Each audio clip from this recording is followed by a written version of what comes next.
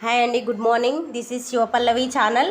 Subscribe చేసుకోండి నా ఛానల్ని, షేర్ చేయండి, కామెంట్ చేయండి, బెల్ ఐకాన్ని ఒత్తండి. అండ్ ఈరోజు కూర అండి, నేను టమాటా చట్నీ వేస్తున్నానండి. పచ్చిమిరపకాయలు, టమాటాలు ఇట్లా వేయాలండి. వేసినాక కాసేపు మగ్గనియాలి. జస్ట్ సింపుల్గా అండి, చాలా సింపుల్, చాలా టేస్టీగా అవుతుంది. మనం ఎప్పుడన్నా ఊరికి వెళ్ళి అలసిపోయి వస్తే కూడా ఇట్లా వేసి కొద్దిసేపు రిలాక్స్ కావచ్చండి. ఇట్లా పొయ్యి మీద పెట్టి కూడా చాలా టేస్టీగా అవుతుంది. మీరు చూడండి, ఒక్కసారి ట్రై చేసి చూడండి. ఎప్పుడన్నా 2 స్పూన్స్ ఆయిల్ వేయండి. 2 స్పూన్స్ ఆయిల్ వేసేయండి. సింపుల్గా అండి, చాలా సింపుల్, చాలా టేస్టీగా అవుతుంది.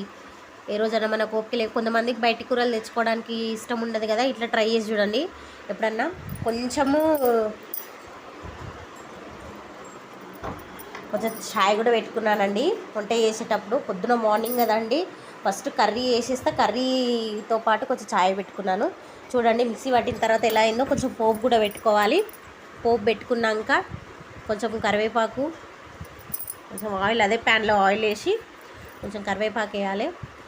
వేసిన తర్వాత కొంచెం కొత్తిమీర అండ్ కొంచెం పుదీనా, మన ఇష్టం అండి, ఏది కావాలిస్తే అది పెట్టొచ్చు. అండ్ మిక్సీ పట్టింది కూడా అందులో వేసేయాలండి. కాసేపు కొంచెం పోపిత్తులు వేయాలి. పోపిత్తులు వేసిన తర్వాత కొంచెం ఫ్రై కావాలి అండి.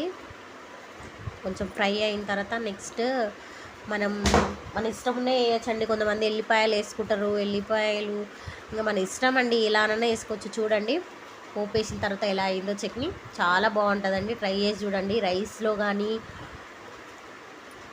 చపాతీస్లో చాలా బాగుంటుందండి, ఎందులో అయినా బాగుంటుంది.